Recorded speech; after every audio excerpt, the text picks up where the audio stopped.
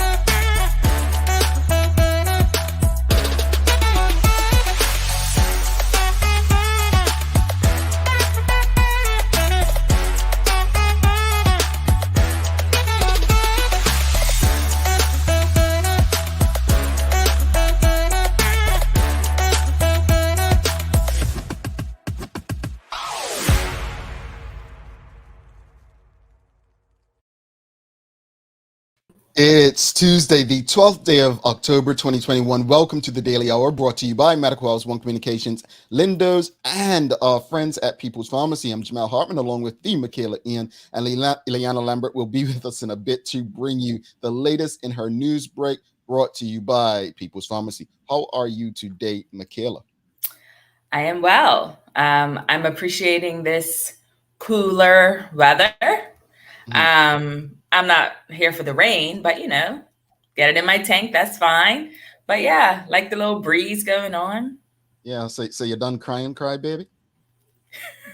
All right. Let me get the audience a little bit background why I'm calling you cry baby. So folks, I was enjoying my flex time yesterday, and I said, let me watch this Dave Chappelle thing to see what the hype's about, what people are talking about, whatever. And so I go in our chat groups, like 70 messages. And I'm like, look, I'm here watching Jay. And I see Michaela talking about, oh, I was in tears. I got emotional and da-da-da-da. So I'm like, man, I'm really un-Bermudian. I'm here watching Dave Chappelle and everybody's watching Flora. So actually, I Chappelle on pause. It's still on pause. And I began watching Flora. And honestly, folks, man, I got chills watching that yesterday. Like, listen, so I was at the airport, right? And so when she came down, of course, after getting her negative test result, she came out. And I mean, I think if it weren't for COVID, it would have been a ton of people. There were a good amount of people, but it wasn't like crawling with people, right? So she came out and like the applause was just thunderous. And as soon as she came out, the music truck, which I want to say was the Department of Community and Culture. So Nadanja was playing the music on it. Carly Lodge was on the truck, and Dr. Kim Dismont Robinson was there as well.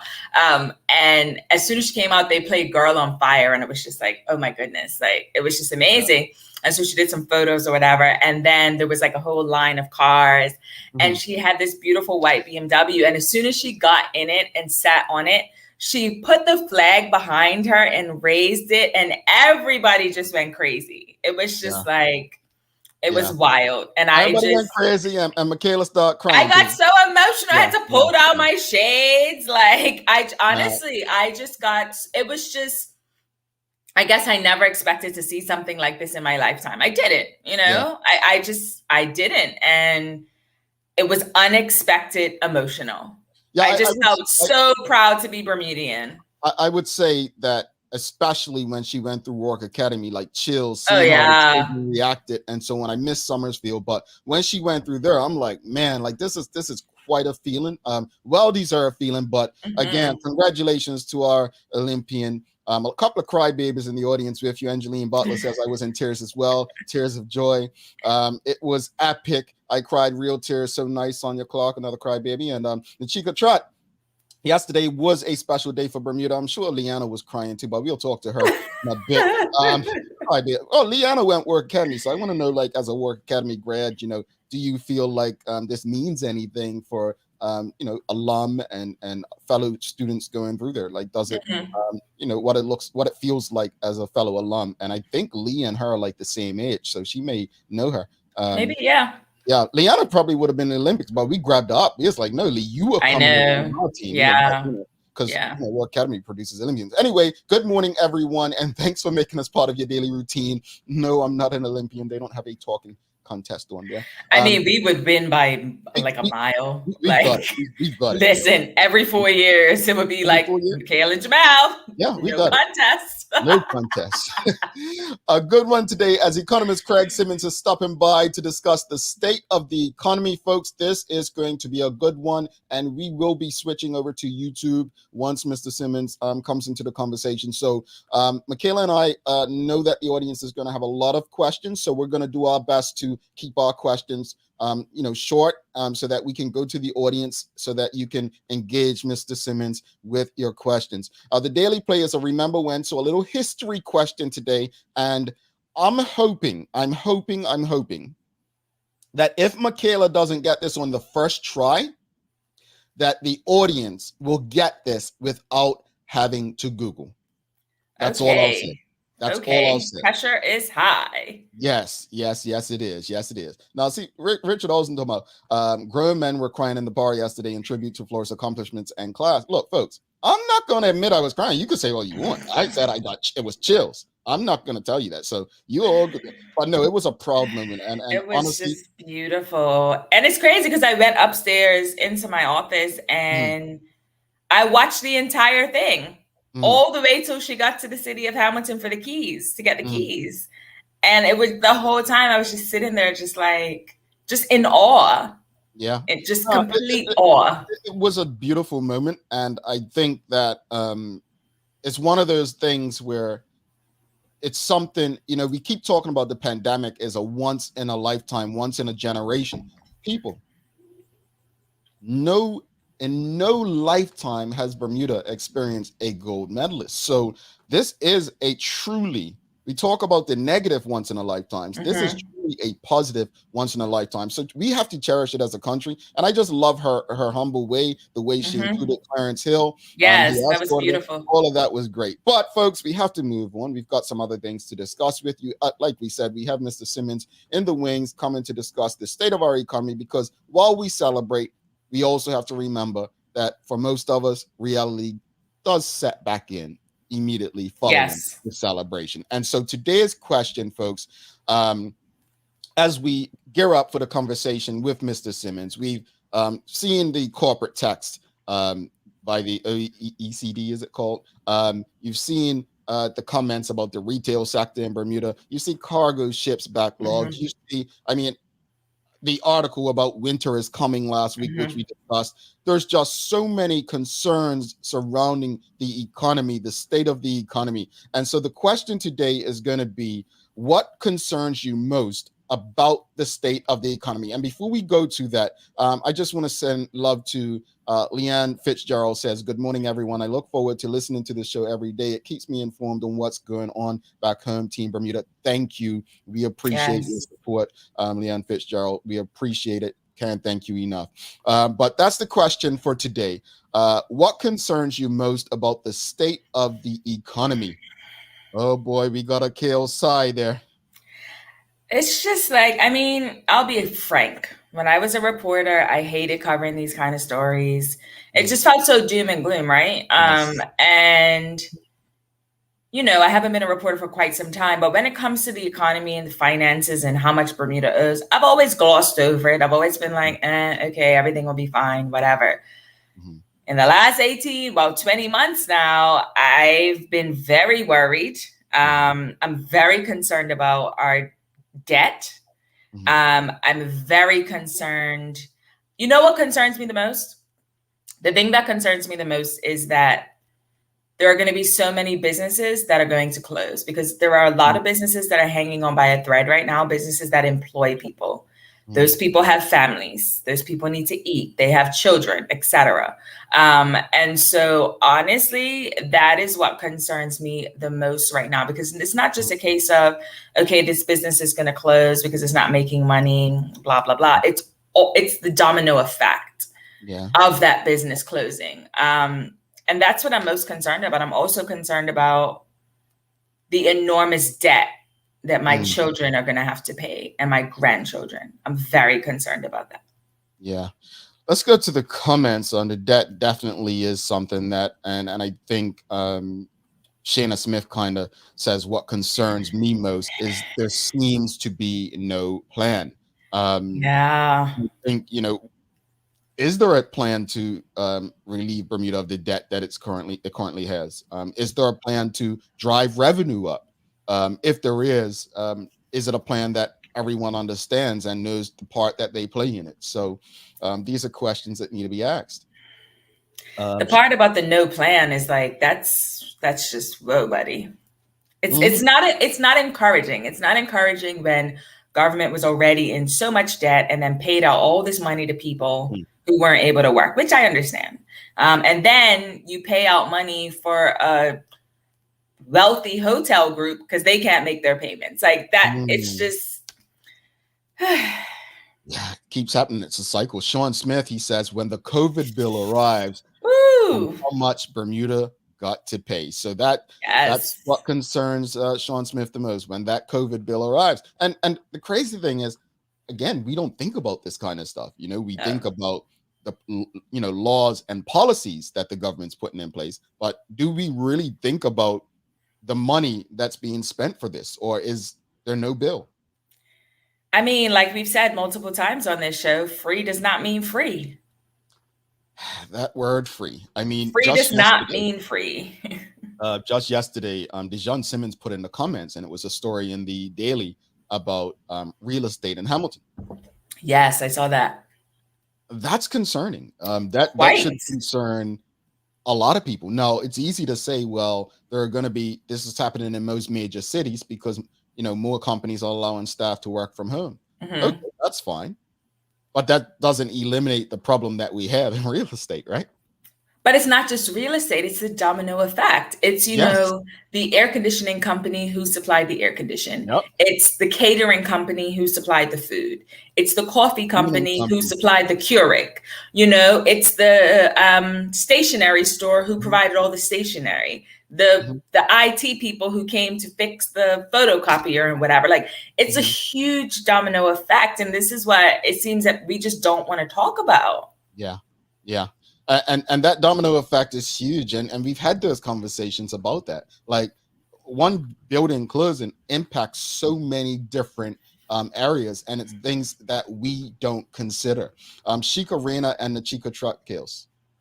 I'm most concerned about the lack of an established third industry, tourism, international business, etc. Yes. Concerns about the foreign capital entering Bermuda versus foreign capital leaving. Interesting. Yeah. What's that balance like? What is the balance? Yeah, I don't know. It's tricky. It's interesting because people would say these sort of times are not a time to like sell property, for instance. But strangely enough, it's a buyer's market for homes, not for, I don't know about commercial. I can't speak on commercial real estate, but that's really interesting to me because people are buying properties. Yeah. The banks are giving money. Teresa Andrew Quinton Stubblekill. What concerns me most immediately is the high number of unemployed people. According to U.S. reports, the primary reason people aren't returning to work isn't for a lack of jobs. I fear the same applies to Bermuda. Well, let's touch on that before. That's interesting. Yeah. Because in the U.S., I read a story on LinkedIn, and we'll probably talk about it on this show, Kales. I don't know if I sent it. I send Mikhail a lot of stuff, and sometimes I don't know what I send her versus what I don't. So forgive me. But it was an article about right now the U.S. is experiencing a lot of strikes. The strikes are happening because employees feel there's been a shift to employee power over employer power. Yes. And so there have been reports that people are not returning to, certain jobs because they feel like they have the power. Like, if you want me to work for you, you've got to pay now, unless I'm going to, enjoy myself, not working, I guess benefits or whatever they have, not working. Now, does that apply to Bermuda? I'm not quite sure, because as far as I know, yes, the government did pay something last year, but I don't think Bermuda has an unemployment scheme like the United States, right? No, I don't think they do. You have to remember, like, a lot of people got these stimulus checks or stimmies, whatever people were calling it. And it's just interesting to me because like I saw so many people online who are entrepreneurs and they're like, I'm so glad that I make too much money to have gotten a stimulus check. So it's just really interesting because you have people who are like, you know, work 9 to 5s and they probably make a lot of people I know work 9 to 5s and they make decent money and they're like, yes, my stimulus check. And I'm just like, but I thought it was meant for people who have been negatively benefited by the pandemic. I don't know. Well, I mean, Joel Osteen made off like a bandit, but I see his pain something like that. Lord. But anyway, Sonia Clark. Why are we as Bermudians so stuck on wanting what we had before? Stuck on wanting what we had before COVID. So many want what they think is normal. We as people have not realized and accepted that change is evident. I'd love an example, Sonia. I want to say to that, I definitely think the pandemic was a time to do things differently and look forth for new opportunities. But I would rather, like, what is an example of that you would be referring to, Sonia, if possible? Quentin Stubble. I don't look at the real estate issue as a problem, but a fundamental change in the dynamics of how we use and occupy Hamilton. That's an interesting perspective. I think that kind of answers Sonia's kind of comment too. Like, this is probably a good problem for a lot of people to kind of make moves and get into that. Like, you know, there could be people that have pooled money over the years for an opportunity to buy these buildings and maybe turn it into something that they've always dreamed of having in Bermuda. So yeah, I mean, maybe the old, oligarchy is no longer gonna control Front Street. Maybe, I don't know. Yeah. Nachika Trot says, what about financial assistance before the pandemic? What is it now? That is a great chunk of money. And these are good questions. Do we have more people relying on financial assistance? What is the number in 2019 versus 2021? And what does the future look like? Are those jobs that these people had coming back? Folks, I'll never forget, we went up to Morgan's Point and we had this meeting about the hotel that was being built, and they were building the, what they call it, not the rentals, what they call it, the time sharing first or whatever. Fractionals. And I said to, not going to say his name, but I said to one of the BTA folks, I said, so you really think that this hotel is going to come to fruition by, at that time they were saying 2019, 27. Yeah. 20. Yes. They're just getting fractionals. And I said, every time I get told one of these stories, I think Palmetto Bay down there in Flats. Right. And so my point is, we get excited. We get excited about things like Fairmont Southampton being purchased and they'll be back reopening. Bermuda has seen this story so many times in my lifetime. But yet we still get taken down this path of no return. So I'm a bit confused as to how we continue to put ourselves in these situations where the hotelier comes back basically wanting more funding from an already cash-strapped government. Why do we put ourselves in these positions? I mean, I feel like there's a lot that could be said about Caroline Bay, but I don't think we have the time for that today. But no, you're right.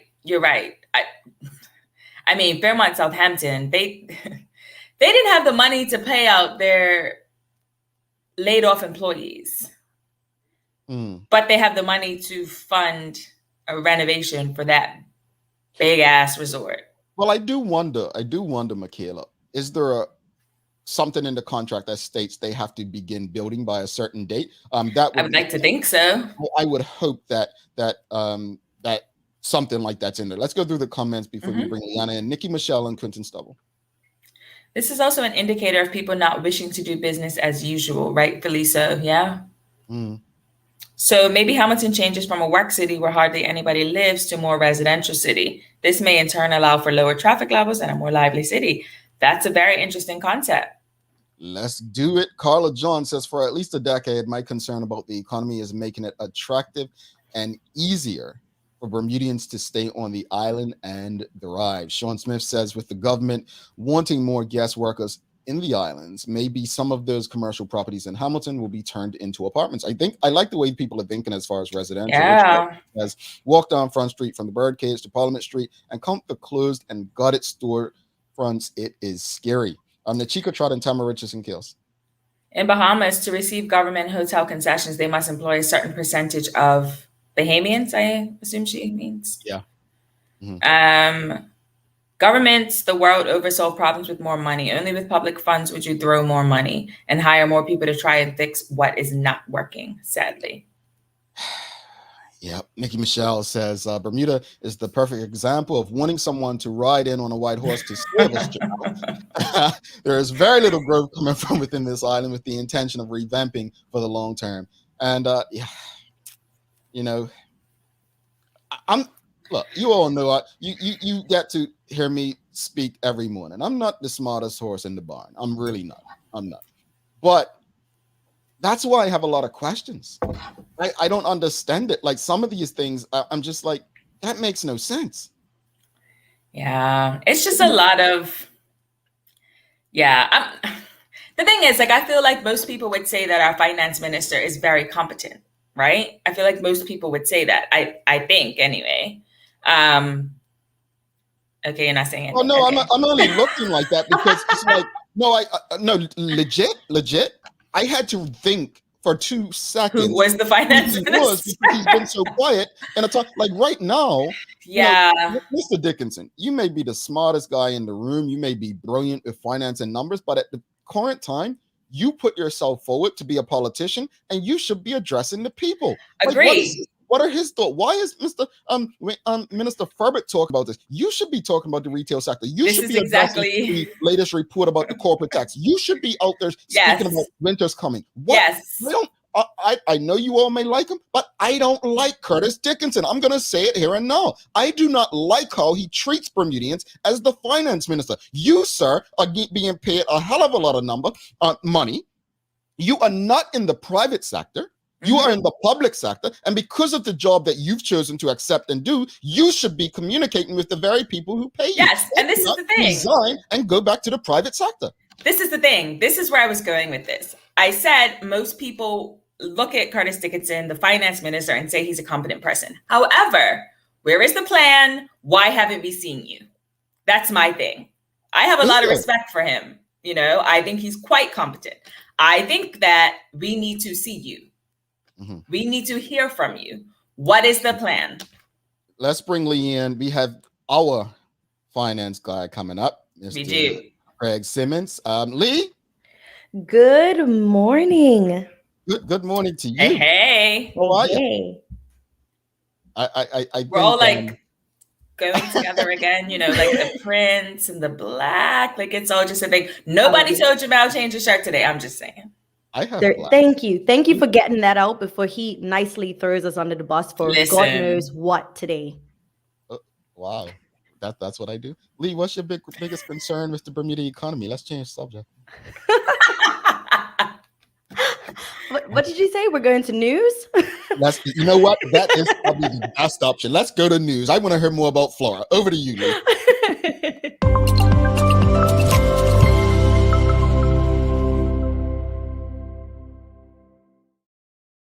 Thanks, Jamal and Michaela, and good morning to everyone tuned in with us this morning. I hope everyone is having a great start to their day. I'm Leanna Lambert, and it's time for the Daily Hour News Break brought to you by People's Pharmacy. Well, it was truly a sight to see as thousands lined the streets from east to the west end of the island to welcome our very own Olympic gold medalist Flora Duffy home after her stellar performance at the 2021 Tokyo Olympic Games. Now, many gathered outside the arrival terminal at the LF Wade Airport in anticipation of Flora's arrival. The motorcade then left heading toward the west. Now, during the route, Flora was showered with an abundance of flowers, as well as an island favorite rum swizzle cocktail and bottle of champagne. Some might say a welcoming in a true Bermudian fashion. The main attraction, most would agree, was when the motorcade slowly made its way to the triathletes' alma mater, Warwick Academy, where excitement was extremely high. Students wrapped the school from the Harbor Road to Middle Road entrance of the school, waving and screaming as they took in a glimpse of their generational greatness. The motorcade then stopped at the cabinet office, where she was met by a huge crowd and was escorted from the vehicle by Olympian Clarence Hill, a monumentous moment. Premier David Burt and Sports Minister Dr. Ernest Peets awarded Flora with a $25,000 check. The final stop of the day was at the City Hall, where Charles Gosling, the mayor of Hamilton, handed the Olympian a key to the city. What a beautiful spectacle that was. In other news, the island has experienced 3 more coronavirus-related deaths, bringing the total death toll to 92. Now, there were 35 new cases out of the more than 5,000 test results that came back to health officials since the last update. The figures meant the test positivity rate has fallen to 0.7%. The number of active infections has dropped sharply by 154 to 658 from the 812 reported last Friday. Meanwhile, the Hamilton Bermuda Hospitals Board public reception desk has been closed until further notice. Bill Shields, the chief financial officer of the BHB, said that face-to-face contact had to be restricted because of the high risk of coronavirus infections. Now, the office in Craig Eppin House on the city's Weasley Street was used by patients to pay medical bills. Bills can still be paid by phone at 239-2955 from 8:30 to 4:30 p.m. Monday to Friday. Meanwhile, the courts have also restricted their operations further because of COVID-19 health concerns. A government spokesperson said that Magistrates Court and the Supreme Court would continue to sit, but with reduced services and limited access. And the Bermuda Championship local qualifiers kicks off today at the Port Royal Golf Course, where 4 Bermudian golfers will be offered qualifying spots to compete in the island's 3rd PGA Tour event, which is to take place at the end of the month. Now, this week it was announced that it has extended the tournament's first sponsor exemption to Brian Morris, Ocean View Golf Club head, who will make his first professional start at this month's tour. Now, tickets for the event are on sale and can be found on the Bermuda Championships website. Taking a look at today's weather, we have a high near 82 and a low near 75 degrees. It is a cloudy but dry start to the day with a moderate breeze. A complex area of low pressure to the north and west continues to feed a warm, humid into the area. Dry conditions erode as a trough brings showers into the area later this afternoon. Thereafter, conditions begin to dry up before another low passes nearby and introducing further wet weather for Wednesday into Thursday. That's all for the Daily Hour News Break, brought to you by People's Pharmacy. But before we go, here's a little helpful tip from your favorite community pharmacist. Now, always travel with your rescue asthma medications, inhalers, and EpiPens for severe allergic reaction, especially with children going back to school. Now, ensure that older children know the names of their medication and how to use it in case of an emergency. Don't hesitate to speak with your trusted People's Pharmacist about safety tips for children with severe allergies or asthma. Now let's head back to Jamel and Michaela in the studio for today's Daily Focus.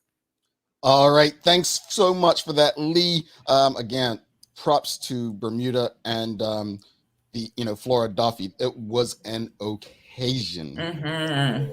It was a special thing to witness. As a Warwick Academy grad, you attended the same time as Flora, correct? I did. She was actually in the year above me. And what many might know now, I did compete in a few triathlons alongside Flora, which made me very excited. Seeing that yesterday, seeing her go through the school and seeing actually how much it has changed as well.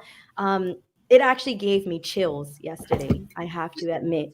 So you think we're not gonna be like, yeah, we know somebody who ran before, like you think we're not gonna do that? Like, yeah, but no, I mean, as a former student of this school, like, it must make you feel extra special knowing that you've competed with this person, you went to school with this person. I don't have anyone I went to school with that really.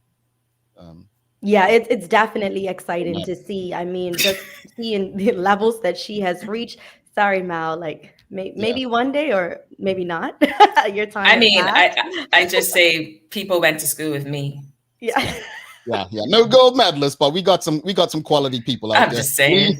We'll see you tomorrow. See you guys tomorrow. All right, all gold medalist news.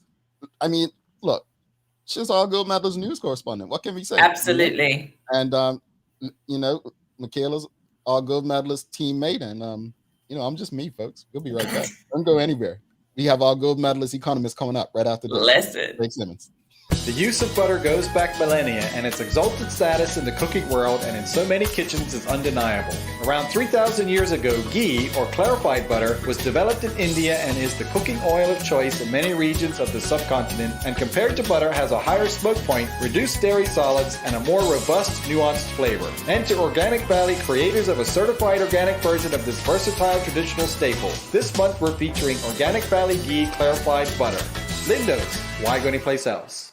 Mom's celebrating her 70th birthday next month. Have you noticed her age is catching up with her? Yeah. Plus, she's having a hard time getting up and around like she's used to. I would sure hate to see her fall. At Medical House Limited, we can help make life situations easier. We have electric beds, motorized scooters, bath stools, walkers, you name it. Mom's been real good to us. We'll get her birthday and Christmas gifts from Medical House. Medical House has relocated next to the Dendy Town Field, number 6 Bakery Lane, Pembroke. Telephone 292-3622.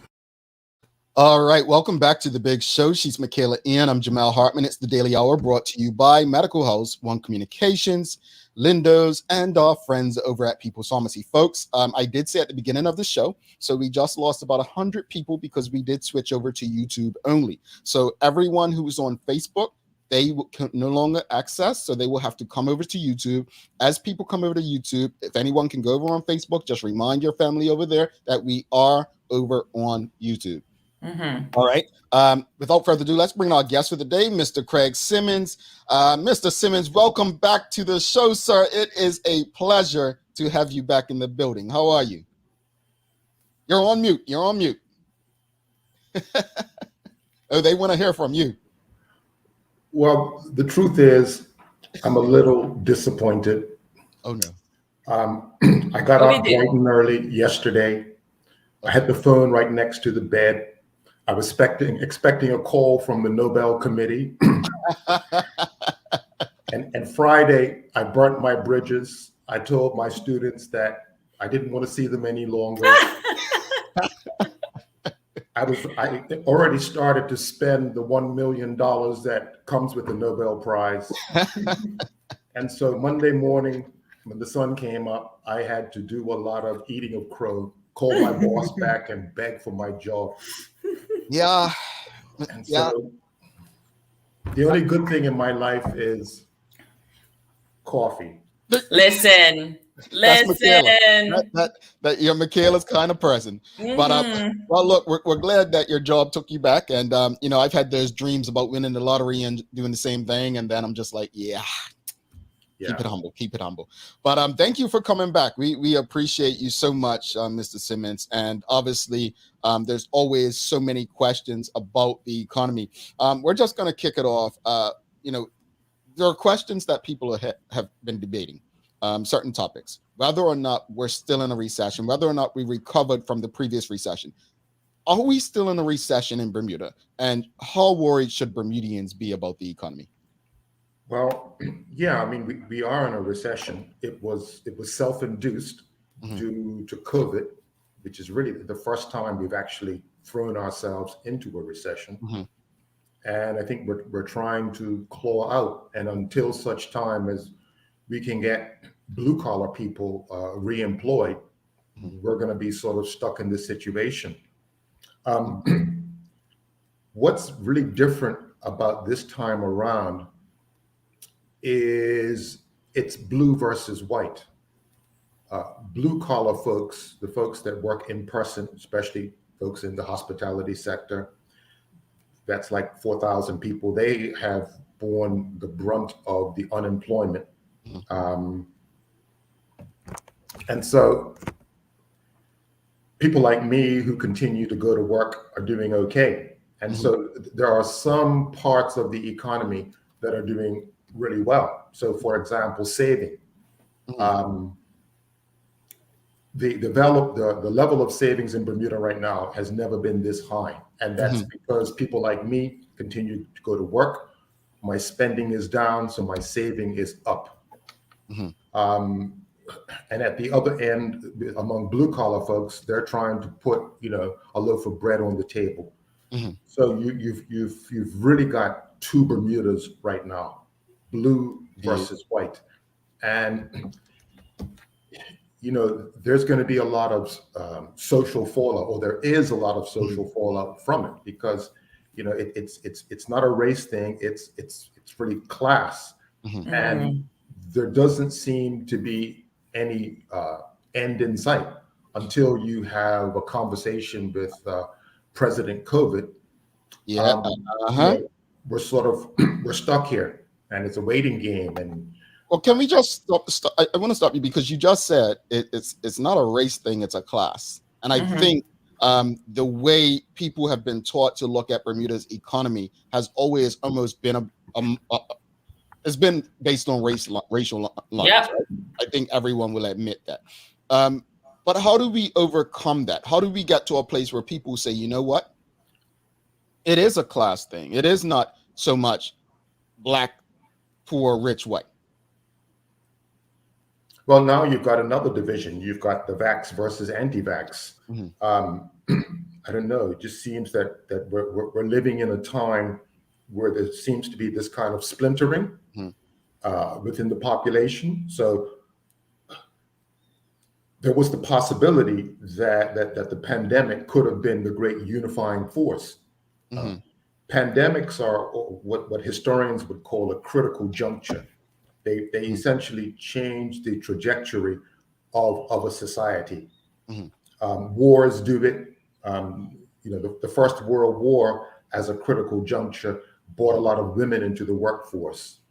The Second World War, as a critical juncture, sent women from the factories back to the household. 9/11 was a critical juncture, and indeed the financial crisis of late. So these are sort of major turning points, and they shift people. Sometimes the shifts unite, as they did during the wars, and then sometimes they don't, which is what we see sort of happening here. But what I would have thought with this common threat, that there would be a sense of unity, and the fact that there isn't this sort of unity as a result of the common threat, it's sort of it's bewildering to say the least. And there are things like the trends in the labor market, the great attrition, where people are leaving jobs inexplicably. Yeah. Like me on Friday, telling my students, "Look, I'm out of here.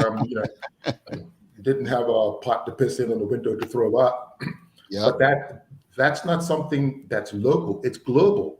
Yes. Yeah. And that McKinsey, the consultancy, has spent quite a bit of time looking at, and they put it down to, again, a critical juncture where employers and employees are on different pages.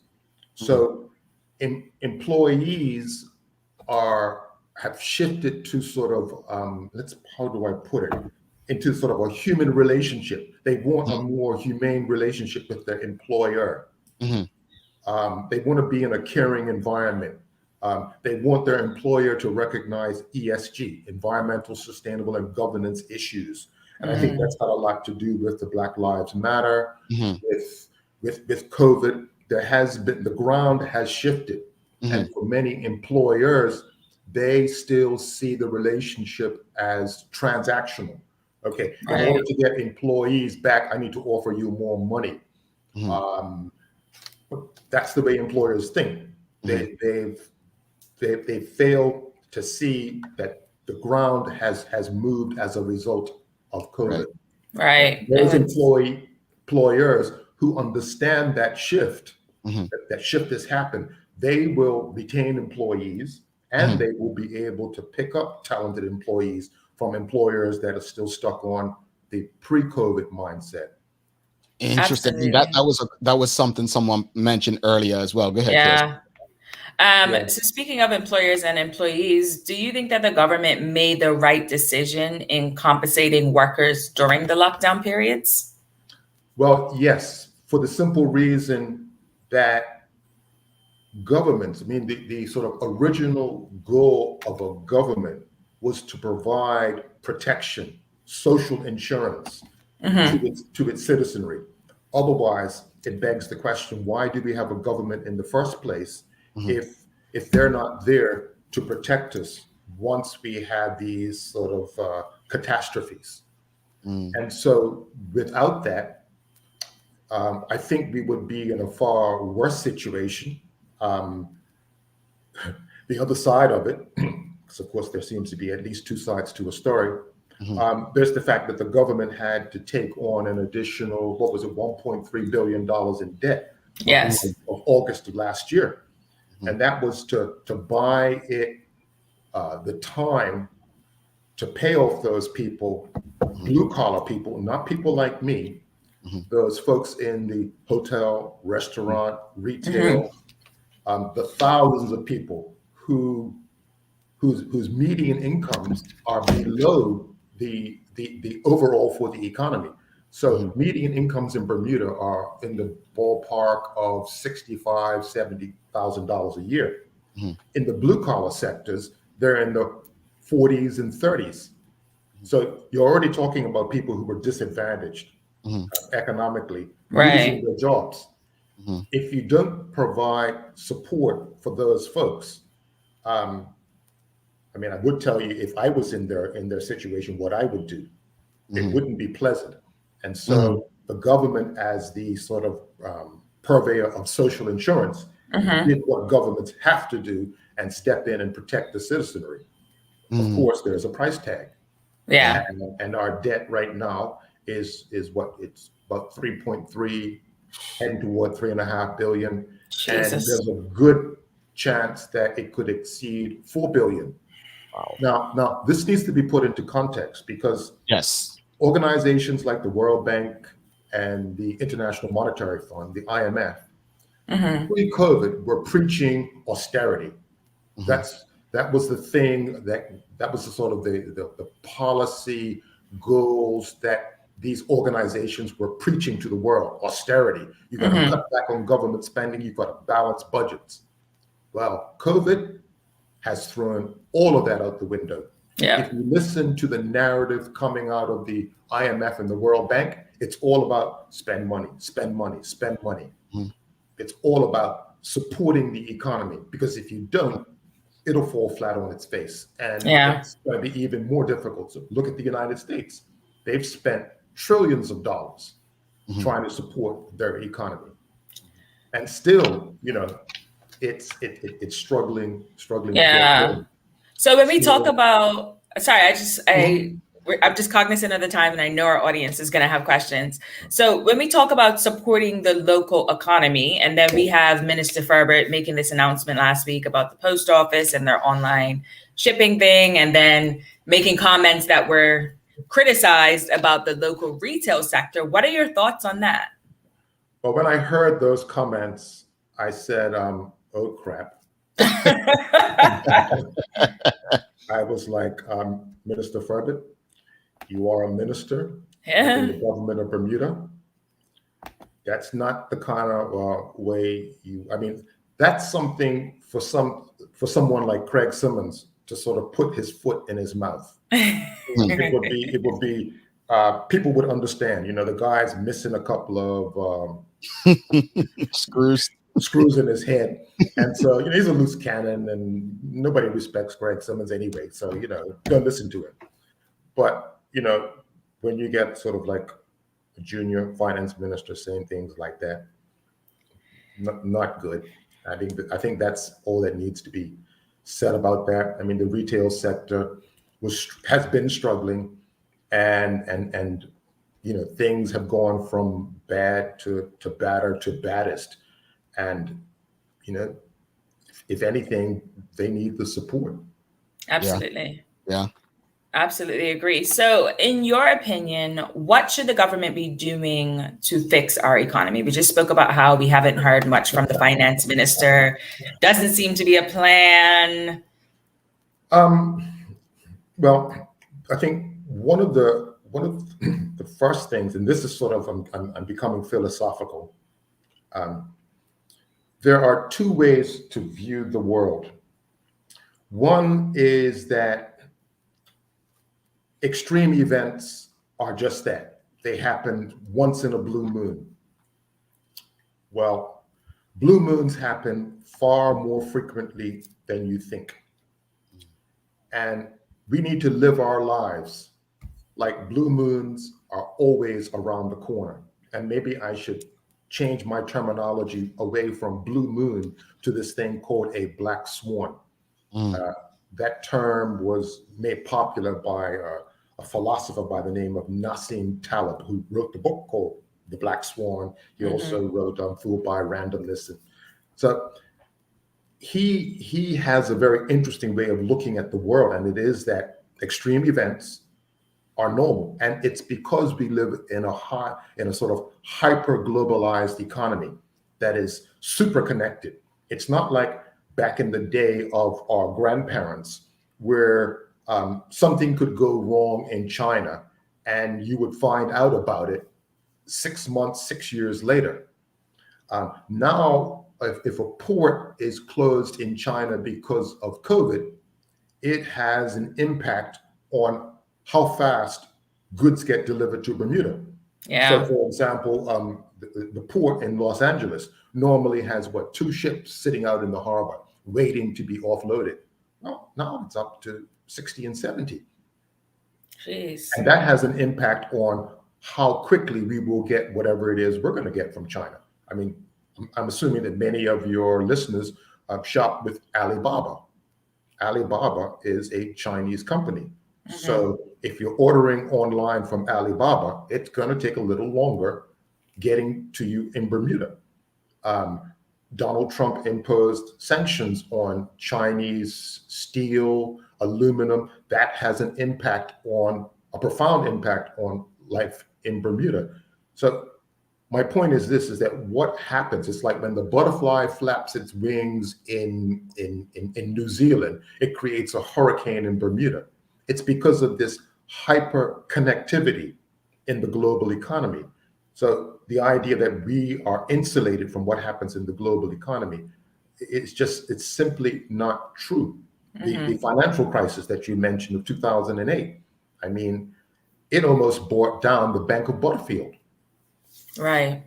The taxpayer had to sort of guarantee $200 million so that the bank didn't collapse because of a financial crisis that started in the subprime market in the United States. You think, well, so how does all this happen? It's because the world is connected in ways that it hasn't in the past.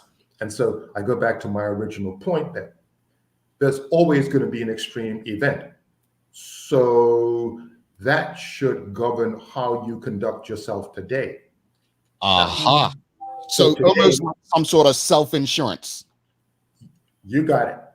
You need to build reserves, redundancy. So the IMF and the World Bank have changed from austerity, saving money, to building resilience.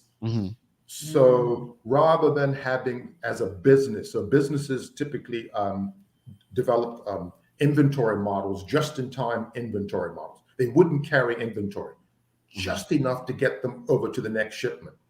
Well, now it seems that the best way to go is to have plenty of inventory, because you don't know when the next ship is going to come or what's going to happen to the shipping industry in the next little while. Same would apply to your income stream. So debt becomes problematic because debt is predicated on you having an ability to make payments for the next 20 years. So some of the money that we borrowed last August has a due date in 20 years, I believe. So we've got to make monthly payments or quarterly payments on this debt. So it presupposes that we're going to have the money to make these payments. That's what you do when you get a mortgage, right? Yeah. You borrow this money predicated on having a job to make payments for the life of the mortgage. That's risky business.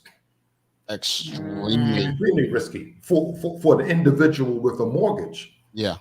And I think we took it for granted that I would always have a job, that these black swans would never happen. You know, the concept of a pandemic, a global pandemic, is once in a 100 year event.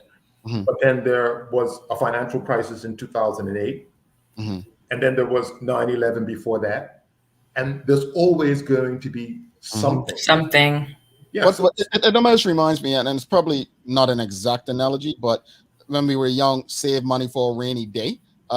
It really comes down to that, like making sure that you're self-insuring yourselves. Right now, you hear a lot of people talking about an emergency fund as individuals, as we work and we generate our own revenue through maybe our main job, and as Michaela always speaks about, other streams of revenue. So I think it's not as complicated as financial gurus make it seem. It literally just seems like it should be common knowledge to take care of yourself financially a bit better than the government has traditionally done in recent times. Kales. No, I'm going to eschew my last question. I'm going to let the audience jump in. Yeah, I just want to remind people that they have 2 kidneys, which begs the question, why did God give us 2 kidneys? I mean, if an economist was designing the human body, do you think they would have given 2 kidneys? They would have said, why do you need 2 kidneys? It's extra weight. It means, you know, too much energy. But for some reason, our bodies developed over the years, and we have this redundancy. Redundancy has an important role to play in life. And if you're skating on thin ice, at some point in time, you're going to get frozen. Audience, if you have any questions or comments, feel free to send them through. I'm just going to go through some. Let's see what we've got. Can you walk us through briefly what a totally blown budget due to COVID could mean next year for the average working taxpayer? A totally blown government budget? Yeah. Okay. I think that's one of the reasons why the finance minister borrowed $1.6 billion in August of 2020. It was to buy himself some wriggle room. Now, 1.6 billion sounds like a lot of money. It is a lot of money. The good news is that the interest on that debt, I think it was around 2.375%. So it's the lowest interest rate we've ever got on debt. It's also the longest term we've ever gotten on debt. And so I think the government made the smart decision to get the buffer. It's like getting the second kidney when you're eating Mars bars for breakfast type of thing. And so I think we have enough to get us through this budget cycle. The other, let's call it positive, is that life is relative. And in relative terms, lenders are willing to lend us more money. And so there's a pretty good chance that if we needed another $675 million or $800 million, we could get that $800 million at an interest rate of around 2.3, 2.4%. And that's because in relative terms, we are in pretty good shape. And I think we Bermudians need to remember that we are in pretty good shape. Mind you, when this is over, get ready for higher taxes because it's the only way. But right now, I mean, we're in this storm. Yeah. The first things first, get through the storm. Because if you start fighting in the storm, we're all going down. There will be no after the storm. Right. We're in this hurricane. We're hunkering down. There is a good possibility that we will have to go back to international markets. The good news is that there are people who are looking forward to lending us money because we are a good bet, which begs a question. Interesting. Why don't Bermudians believe in their economy the way foreigners believe in their economy? So pension funds are looking to lend us money. Insurance companies are looking to lend us money. But Bermudians seem to have very little faith in their economy. Very interesting. Yeah. Can I ask a question that I feel like a lot of people in my age group would want the answer to? When it comes down to saving versus debt payment, and when I say debt payment, I mean like credit cards. Should we be focused on saving as much money, or should we be focused on paying off credit card debt? Or should there be a balance? The Economist's definition to that is pay down the credit card debt, because the credit card debt, as I understand it, the interest on your credit card is probably high teens, 18, 20%. Right.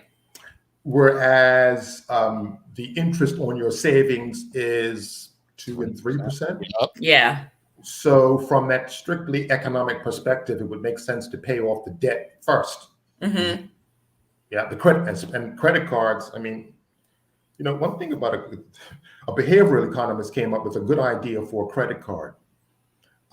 Get your credit card, get a glass, something like this. Put your credit card in the glass of water, and then put the glass with the credit card in it in your freezer. So that, it's sort of the same logic behind young men before they go out partying to put condoms in your back pocket. It's the same way, because shopping, I'm thinking it arouses, you get aroused.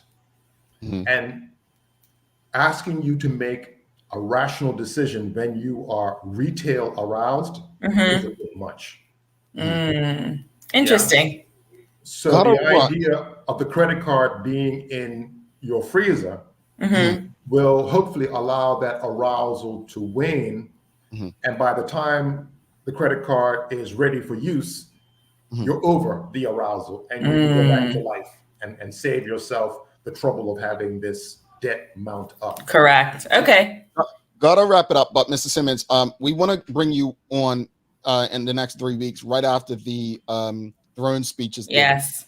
Because definitely want to get your, a throne speech this year is probably, I think all eyes should be on it, but definitely would love to have you on the following Tuesday after the throne speech is given on the Friday. And so would you be able to do that? So we can have a conversation more with the audience and probably go a bit longer to break it down and what it means financially for Bermuda. How's that?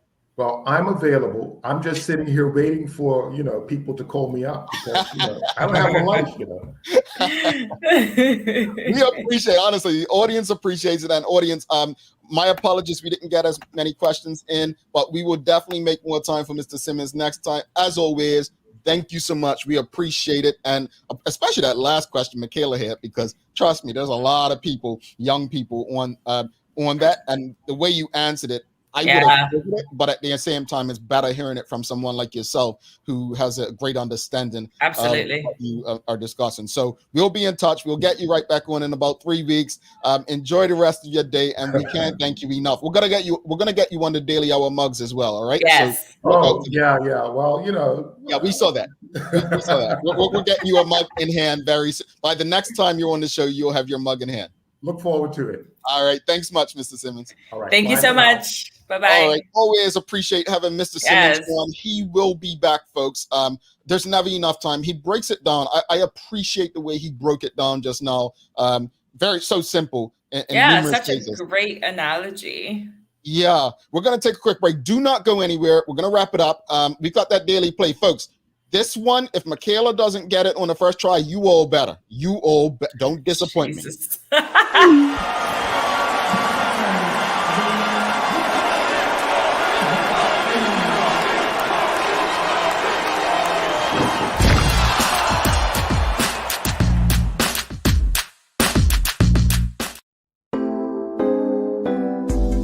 Same smooth sounds, different name. BCG Radio. Home of Bermuda's most engaging morning talk shows, The Daily Hour and Good Day Bermuda. Download the app available for Android and Apple devices. BCG Radio, your station for conversations and entertainment.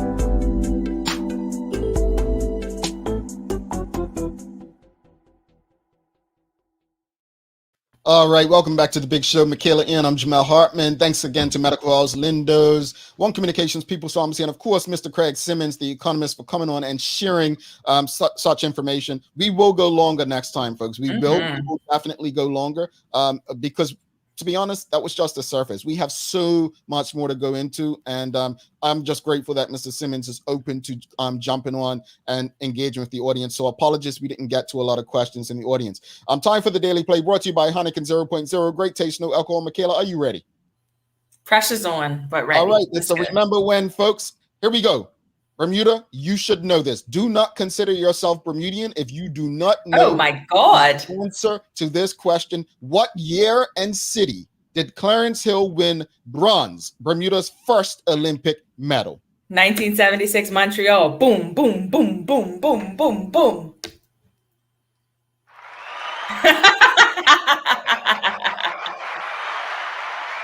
I said if she didn't get this one time, you all gonna get it. Again, if you don't know that, you put your Bermudian card down. She is absolutely correct. 1976 Montreal. Congratulations to our Olympian gold medalist Cora Duffy, and again, pure class, bringing along Mr. Hill yesterday as she accepted. Quick wrap up on today's episode, Kels. I love talking about the economy because I learn so much. And I do consider myself an intelligent person, but when it comes to financial and economic matters, that's where I need some help. So having conversations with someone like Mr. Simmons is just so eye-opening and so enlightening. But it doesn't mean that I'm less worried. I'm so very, very worried about our economy. Yeah. I appreciate it. And like Michaela, finance isn't my thing. I understand it. I can read financial statements. I do have an MBA, but I prefer to stay away from the numbers as it relates to actual accounting and finance. That said, I love to hear what I'm thinking from others, but I also love to listen and learn when it comes to finances. Kales, we got someone, Rosalind Famous says, Jamel, you read the questions too slow, LOL, giving Michaela too much of a chance to win. Joke. Yeah, I'm gonna speed it up. She wants a prize. So before Michaela gives Daily Play, I just want to give a shout out to family. You know, I know my family watches. Nana Hartman, I know she watches at times on net. Hey, Nana. And of course, my mother always in the comments. My mama, she doesn't ask questions or comment during this show. But when it comes time to winning that prize and putting that hashtag in, she always shows up there, man. She always shows up for the good stuff. So just give a shout out to them in Bermuda, in Gospel Lane, folks. Kales, got some inspiration for us? I do, and I'm just going to shout out every person that stops me in my day-to-day travels to tell me how much they love the show. It means the world to me. So if you ever see me, make sure you tell me you love the show because it just, I love it. All right. I saw this yesterday and it was so good. Sometimes you just need to apologize to yourself for what you allowed in the past and never tolerate it again. Oh. I mean, yes, we need a drop mic. You mean read it again? Boom. Like drop mic. I love that one, Kales. I love that one. Folks, we're going to be back tomorrow. More important conversations, mental health campaign, family center. We'll be discussing tomorrow again. We all have been focusing on mental health. Really, really appreciate so many people trusting our platform. The work that goes into it. I can't thank Michaela, Leanna, Larry, and Sherry enough for putting the work in. If you haven't watched Good Day Bermuda, folks, get your day started with them. Seriously. Jackie and Terry, like, you're gonna watch it. Like, it's just energy, it's fun, it'll get you ready for the serious conversations we have. They'll loosen you up, get you ready. So check out Good Day Bermuda. Make sure you subscribe. If you haven't already, make sure you subscribe to our YouTube channel, The Daily Hour. Go on our website, thedailyhour.com. You can get updates about anything. And make sure you follow us on Instagram, Twitter, because we don't share everything on all of our social media platforms, okay? On that note, thanks to our partners, Medical House One Communications, Lindo's, and our friends at People's Pharmacy for ensuring that we're able to do this with you on a daily basis. As always, we appreciate you, we love you, and we thank you for making us part of your daily routine. If all goes well, we'll be back to do this again with you tomorrow. She's Michaela Ian. I'm Jamel Hartman. My friends, please do make it a great day. Peace.